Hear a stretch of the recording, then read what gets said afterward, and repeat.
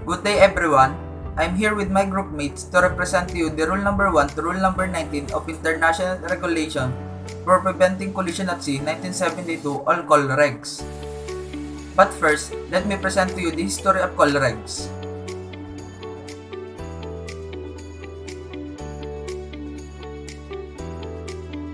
History of call reg. For several hundred years, rules were in existence but no statutory force. 18th century regulation for sailing vessels. 1840, Trinity House at London drew up a set of rules at steam vessels. 1846, enacted as an Act of Parliament. 1848, Admiralty Regulation concerning navigation lights, added to Steam Navigation Act in 1846. 1858, colored side lights prescribed, fog signals prescribed. 1863, new set of rules drawn up by British Board of Trade in consultation with French government. 1864, regulation adopted by over 30 maritime countries. On 1889, Maritime Conference in Washington initiated by government of the United States. By 1965, it was necessary for a thorough revision to take up of developments in navigation such as the widespread acceptance and use of radar, the introduction of traffic separation, and the increase in size and speed of many ships. In October 1972, a conference was held which brought in substantial changes and a new format to the regulations. Convention on International Regulation for Preventing Collision at Sea, 1972 as amended. Adopted on October 20, 1972 and entered in force on July 15, 1977. Replaces Call Regs 1960 which entered in force with the Cosolas Convention at the time. Amended in the years 1981, 1987, 1989, 1993, 2001, and 2007. It is also known as Rules of Road, often abbreviated to ROR. Now, let's proceed to rule number 1 to rule number 5.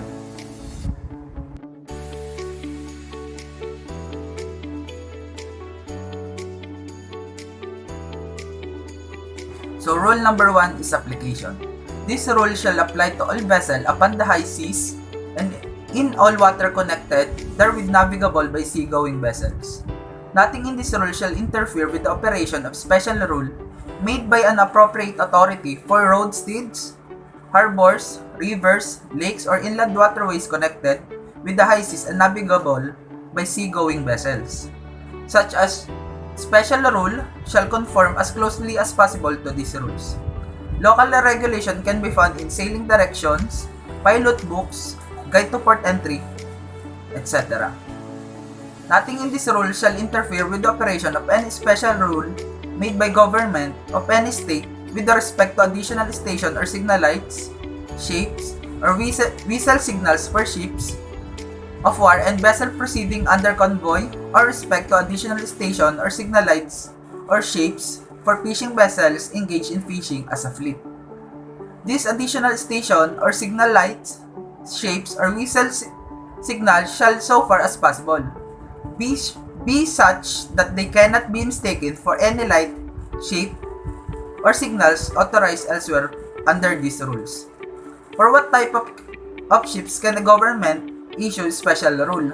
So this rule will apply to ship of wars, vessel under convoy, fishing vessel fishing as a fleet, dash vessel, floating drill derricks, floating docks, drop cones, British submarines, aircraft carriers, etc.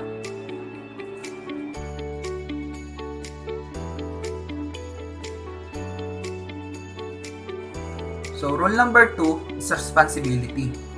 Nothing in this rule shall exonerate any vessel or the owner, master, or crew thereof from the consequences of any neglect to comply with these rules, or of the neglect of any precaution which may be required by ordinary practice of seamen or by the special circumstances of the case. This rule will apply to all vessel, masters, owner and crew. Good seamanship. Strict observance of Colorex requirements. Take all measures to avoid collision. Precaution required by good seamanship. Keep clear of anchored vessel. Check if light is really working. Reduce speed in shallow water, etc.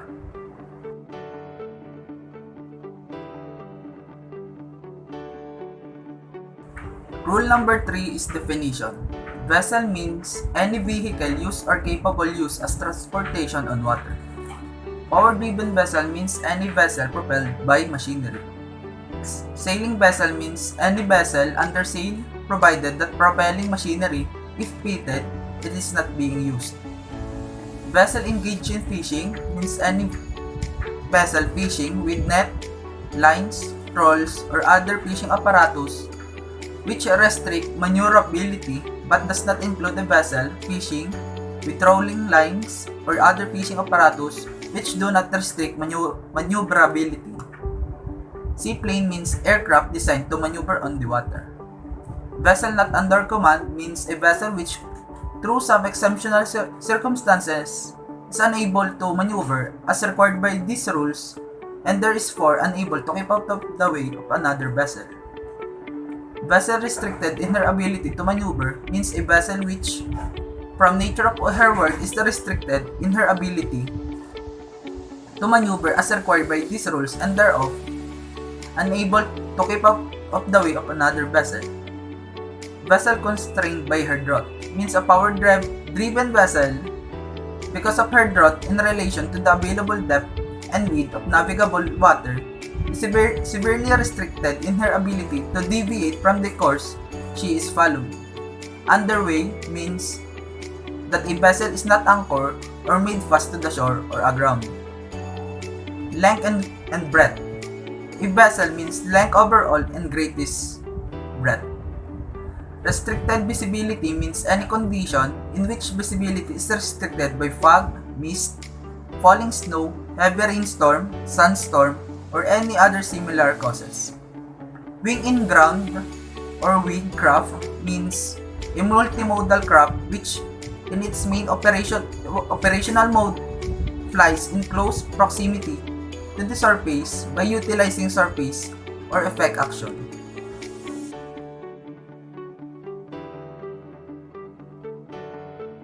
Rule number 4 is application. Rule in this section apply in any condition of visibility. Rule 4 tells us that the vessel operating under any and all conditions of visibility are required to follow rule number 5 through rule number 10. In other words, this rule apply of all the time.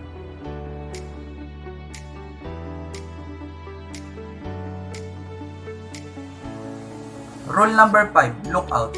Every vessel shall at all times maintain a proper lookout by sight and hearing as well as by available means appropriate in the prevailing circumstances and conditions so as to make a full appraisal of the situation and of the risk of the collision. Next rules will be discussed by Cadet Hulong Bayan, followed by Cadet Comilla, and last part will be discussed by Cadet Perez.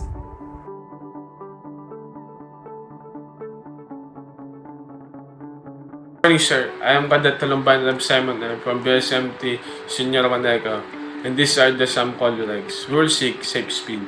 Every vessel should at all times proceed at a safe speed so that she can take proper and effective action to avoid collision and be stopped within the distance appropriate to the prevailing circumstance and conditions. In determining a safe speed, the following factors shall be among those taken into account. In the visibility, the traffic density including concentrations of fishing vessels or any other vessels, the maneuverability of the vessel with special reference to stopping, distance and turning ability in the prevailing condition.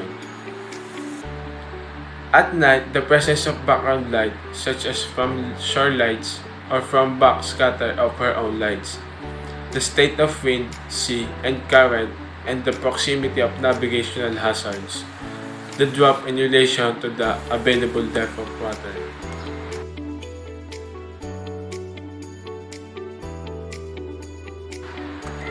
Rule 7. Risk of collision. Every vessel shall use all available means appropriate to the prevailing circumstances and conditions to determine if risk of collision exists. If there any doubt, such risk shall be deemed to exist. Many collisions continue to happen because vessel operators base their action on faulty assumption. Proper use shall be made of radar equipment if fitted and operational, including long-range scanning to obtain early warning of risk of collisions and radar plotting or equivalent systematic observation of detected objects. Assumptions shall not be made on the basis scanty information, especially scanty radar information.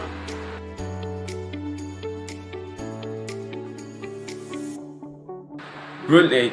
Action to avoid collision.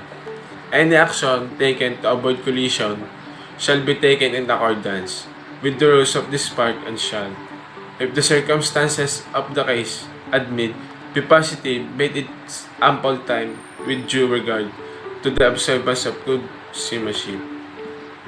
Any alteration of course, speed to avoid collision shall, if the circumstances of the case admit, be large enough to be readily apparent to another vessel observing visually or by radar. A succession of small alterations of course, speed should be avoided. If necessary to avoid collision or allow more time to assess the situation, a vessel shall slacken her speed or take all way up by stopping or reversing her means of propulsion.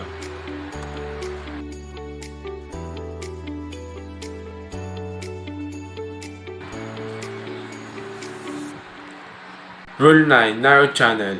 A vessel proceeding along the course of narrow channel or fairway shall keep as near to the outer limit of the channel of fairway, which lies on her starboard side as if safe and practicable.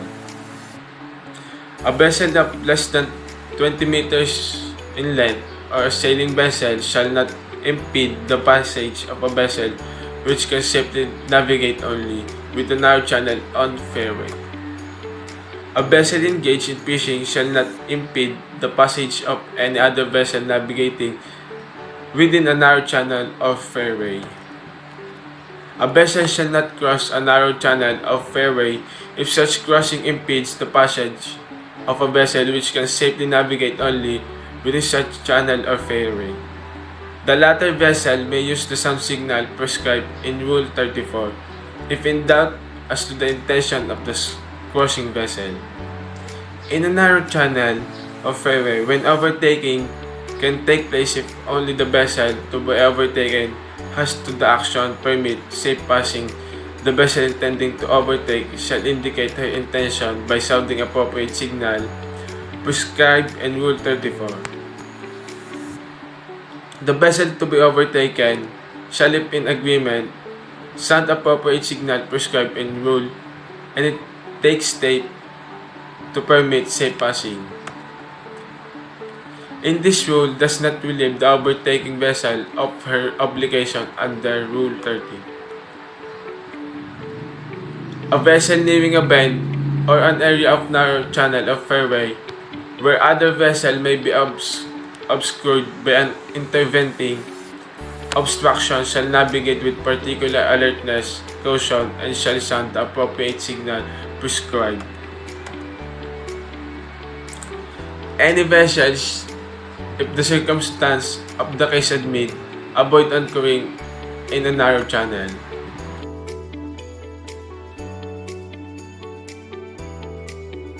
Rule 10. Traffic Separation Scheme. This rule applies to traffic separation scheme adopted by organization and does not relieve any vessels of her obligation under any other rule. A vessel using a traffic separation scheme shall proceed in the appropriate traffic lane in the general direction of traffic flow for that lane. So far, practicable keep clear of a traffic separation line or separation zone. Normally join or leave a traffic lane at the termination of the lane, but when joining or leaving from either side shall do as at as small an angle to general direction of traffic flow as practicable. A vessel shall, so far as practicable, avoid causing traffic lanes, but if obliged to the shall cause on heading as nearly as practicable at right angles to the general direction of traffic law.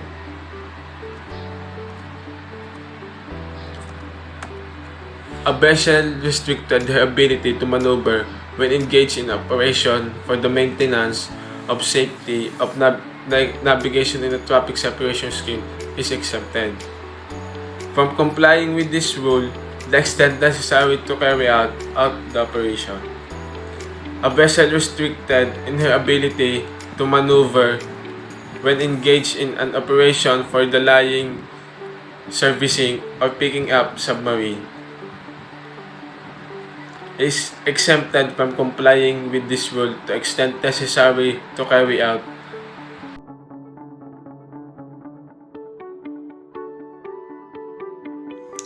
Rule number 11. Application or the introduction. Rules in this section apply to a vessel inside to one another.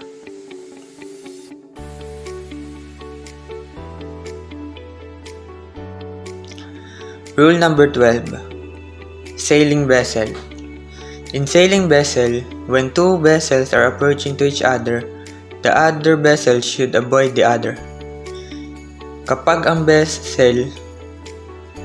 dalawang vessel ay nag-meet, dapat yung isang vessel ay iiwas sa isa pang vessel para maiwasan ang pagbabanggaan. When two vessels are going in a different way, the vessel that has the port side should avoid the other vessel. Kapag ang dalawang vessel ay yang dadaan sa different way, dapat yung vessel na nasa port side ang siyang iiwas sa isa pang vessel. If the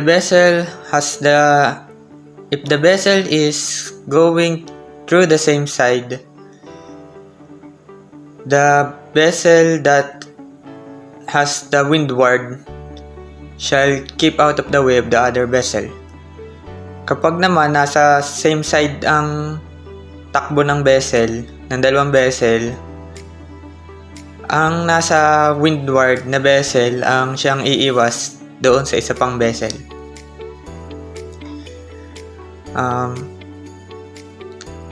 If the vessel is on the port side and meet the other vessel that has the windward, even though his wind is on the port side or starboard side, she shall keep out of the way of the other vessel. Kapag naman ang vessel na nasa port side or starboard side, tas nakamit siya ng vessel na nasa windward, yung vessel na nasa port side, ang wind or kahit starboard side, siya ang dapat umiwas sa isa pang vessel.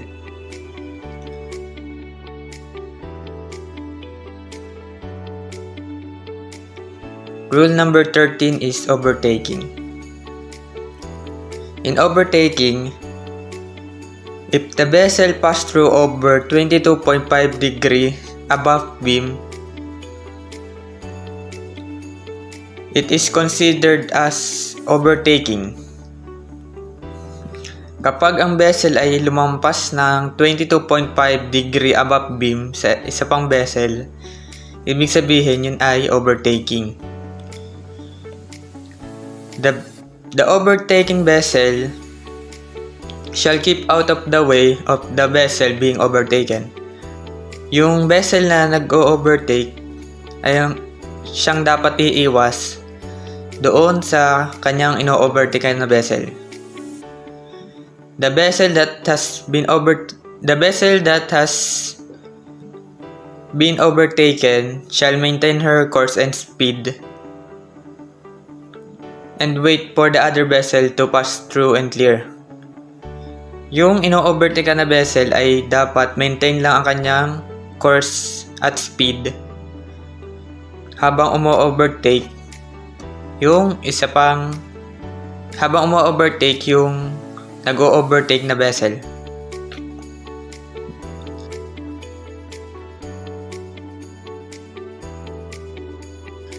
Rule number 14 is head-on situation. When two power-driven vessels meet in a reciprocal courses,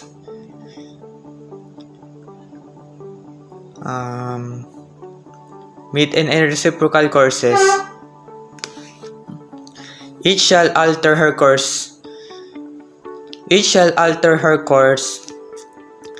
in their starboard side, so each shall pass through the port side. Kapag naman ang dalawang power-driven vessel ay nag-meet ng harapan, dapat parehas sila magbago ng course papuntang starboard side para makadaan sila sa port side.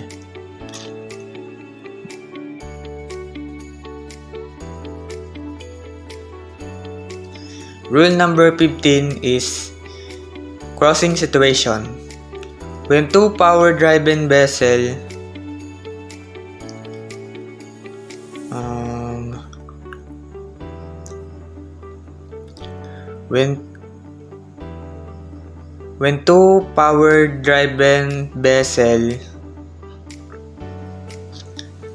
kapag ang dalawang vessel ay nag-meet at nag-crossing, yung vessel na nasa starboard side ang siyang iiwas at dadaan sa likod nung isa pang vessel para maiwasan ang pagbabanggaan.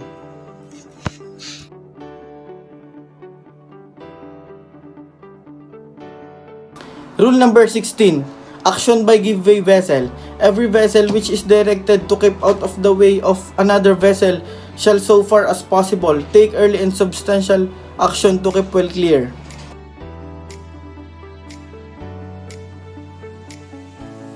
Rule number 17. Action by stand-on vessel. Where one of the two vessels is to keep out of the way, the other shall keep her course and speed. The later vessel may however take action to avoid collision by her maneuver alone as soon it becomes apparent to her that the vessel required to keep out of the way is not taking appropriate action in compliance with these rules. Rule number 17. Action by stand-on vessel. When from any course the vessel required to keep her course and speed finds herself so close that collision cannot be avoided, the action of the giveaway vessel alone, she shall take such action as will best aid to avoid collision. Rule number 17. Action by stand-on vessel. A power-driven vessel which takes action a crossing situation in accordance with subparagraph of this rule to avoid collision with another driven shall if port of a vessel on her port side.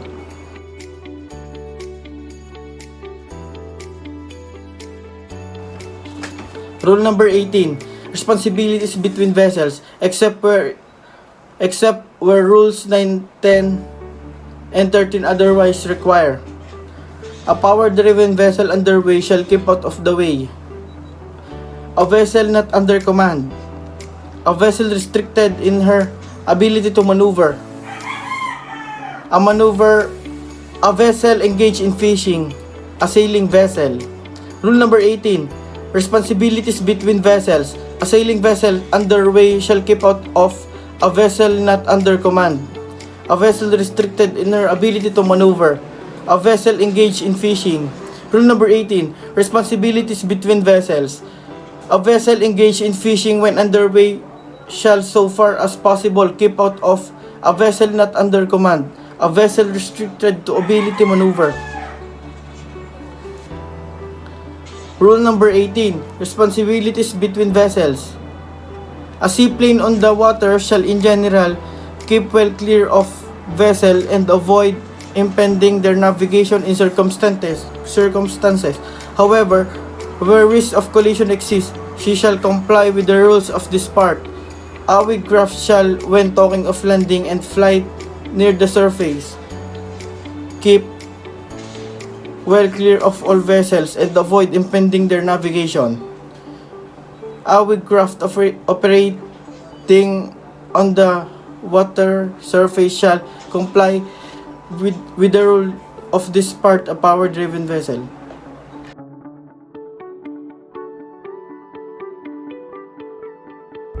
Rule number 19. Conduct of a vessel in restricted visibility. This rule applies to vessels not in sight of one another when navigating in or near an area of restricted visibility. Every vessel shall proceed at safe speed adapted to the prevailing circumstances and condition of restricted visibility. A power-driven vessel shall have her engine ready for immediate maneuver. Every vessel shall have due regard to the prevailing circumstances and condition of restricted visibility when complying with the rules of Section 1 of this part. A vessel which detects by radar alone the presence of another vessel shall determine if a close quarter situation is developing and or risk of collision exists. If so, she shall take avoiding action in the ample time, provided that when such action consists of an alteration of course, so far as possible the following shall be avoided. First, an alteration of course to port for vessel forward of the beam other than for being a vessel overtaken. Last one is an alteration of course towards a vessel abeam or above the beam. Except where it has been determined the risk of collision does not exist, every vessel which hears apparently forward of her beam to the fog signals of another vessel, or which cannot avoid a close quarter situation with another vessel forward of her beam, shall reduce her speed to the minimum at which she can be kept on her course. She shall, if necessary, take all her away of and in any event navigate with extreme caution until danger of collision is over.